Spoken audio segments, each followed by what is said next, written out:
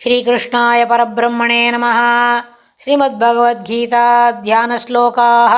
नमोऽस्तु ते व्यासविशालबुद्धे पुल्लारविन्दायत पत्रनेत्र येन त्वया भारततैलपूर्णः प्रज्वालितो ज्ञानमयप्रदीपः प्रपन्नपारिजाताय स्तोत्रवेत्रैकपाणये ज्ञानमुद्राय कृष्णाय गीतामृतदुहे नमः। सर्वोपनिषदो गावो दोक्ता गोपालनन्दनः पार्थो वत्सत्सुधीर्भोक्ता दुक्तं गीतामृतं महत्। वसुदेवसुतं देवं कंसचाणूरमर्दनं देवकी परमानन्दं कृष्णं वन्दे जगद्गुरुम्। அடுத்தது 30வது ஸ்லோகமும் 31வது ஸ்லோகமும்.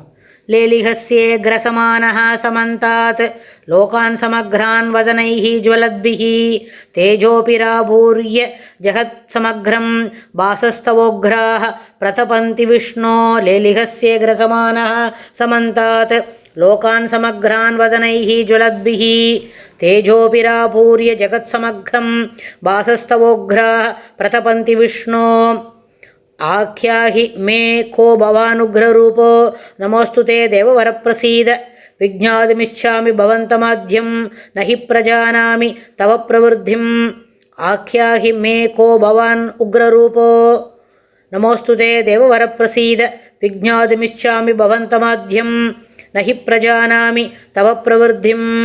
இந்த 2 ஸ்லோகத்துலேயும் அர்ஜுனன் தான் என்னெல்லாம் பார்த்தேன், நீ எப்படி இருக்க, இந்த உக்ர ரூபம் வச்சுன்னு இருக்கியே, நீ யாருப்பா, உங்களை நான் எப்படி தெரிஞ்சுக்கணும், உன்னை உண்மையாக என்னால் புரிஞ்சிக்க முடியலையே, தயவு பண்ணி நீங்கள் யாருன்னு சொல்லுங்களேன் அப்படின்னு கேட்குறான். பெருமாள் தான் அது எதிர நின்றுன்னு காட்டின்னு இருக்கார். ஆனால் இருக்க அதனோட உக்ரம் தெரிய வெளியில் போகிறது. நாக்க நீட்டி நீட்டி, அதாவது ஜலத்பிகி வதனைகி, கனல் வாயிலேருந்து அந்த பெரிய உருவத்தில் அந்த வாயிலேருந்து நெருப்பாக வருது. அந்த நெருப்பில் வந்த உடனே சமக்ரான் லோகான், அந்த உலகத்தையே அப்படியே விழுங்கிடுறது. அதில் அப்படியே நேரம் அது உள்ளுக்குள்ளே போகிறது. சமந்தாது, எந்த திசையில் பார்த்தாலும் இப்படியே பெரிய வாய் இருக்குது. வாயில் இருக்க லேலிஹஸ்யே லேலினா நாக்கை வெள்ளை தள்ளி தொழாவி இன்னும் என்னெல்லாம் கிடைக்கிறது அப்படின்னு அதை பிடிச்சி என்ன போடுறது, உள்ளே போடுற மாதிரி இருக்குது. விஷ்ணுவே தவ உன்னுடைய உக்ரமான இந்த ரூபம் இருக்கே, உக்ராக கடுமையான பாசகா கிரணங்கள், தேஜோபி கனலால் சமக்ரம் ஜகத்து உலகம் அத்தனையும் 2 எப்படின்னு சொல்கிறார் அதில். அப்புறம் ஆபூரியகா பிரதபந்தி, உன்னோட வாயிலேருந்து வர இந்த ஜுவாலை கனல் இருக்கே, இந்த உலகத்தையும் அழிச்சு விடுறது. பிரதபந்தின்னா சொன்னால் என்ன அர்த்தம்னா அப்படியே எரிக்கிறது எல்லாத்தையும். அப்படியே நாக்கை நீட்டி அந்த உருவத்தில் இருக்கிற அந்த வாயிலேருந்து வர நாக்கு வெளியில் நீட்டி தொழாவி சாப்பிட்றது. அது இது அப்படியே போயின்னு இருக்கு. எனக்கு என்ன பண்ணுறதுன்னு தெரில, ரொம்ப பயமாக இருக்குது. அப்புறம் பவான் உக்ர ரூபோ, அப்பா நீங்கள் யாருப்பா அப்படின்னு ஆக்கியாகின்னு சொன்னால் கூப்பிட்டு பார்க்குறார். இது என்னதுன்னு, உக்ரரூபா பயங்கரமான உருவுடைய பவான், நீ பவான் சொன்னால் நீ மாத்திரம் இல்லை, எதிராளி ரொம்ப எப்படி இருக்கோ சுவாமி என்ன சாய்க்கிறது அப்படின்ற மாதிரி.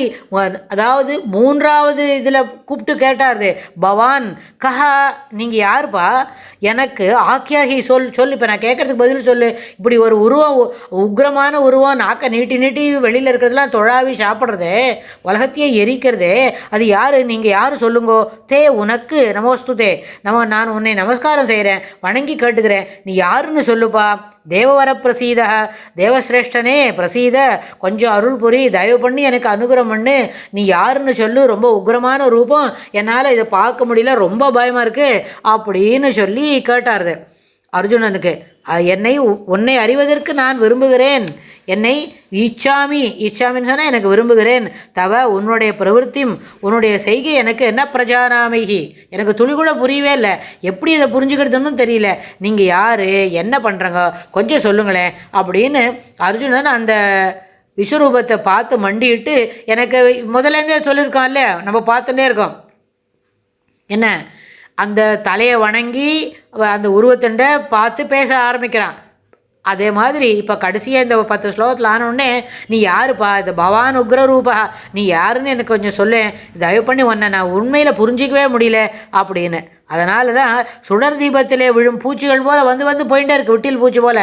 அதனால் பார்த்துட்டு இருக்கேன். அப்புறம் ஒளி தன் கருணத்தால் என்ன பண்ணுறது, உணவை பாகம் செய்வது போல் பெருமாள் அந்த ஒளியினால் வாய்க்குள்ளே போகிற உருவமெல்லாம் அதுலேயே அந்த ஒளியில் அந்த நெருப்பில் பாகம் பண்ணி அது அப்படியே சாப்பிட்ற மாதிரி இருக்குது. அதனால் ஒளியினால் உலகமெல்லாம் ஒழித்தவை ஊன் போதாமல் வெளியினால் நீட்டி வெறும் சுவை கொள்ளான் என்றாய்.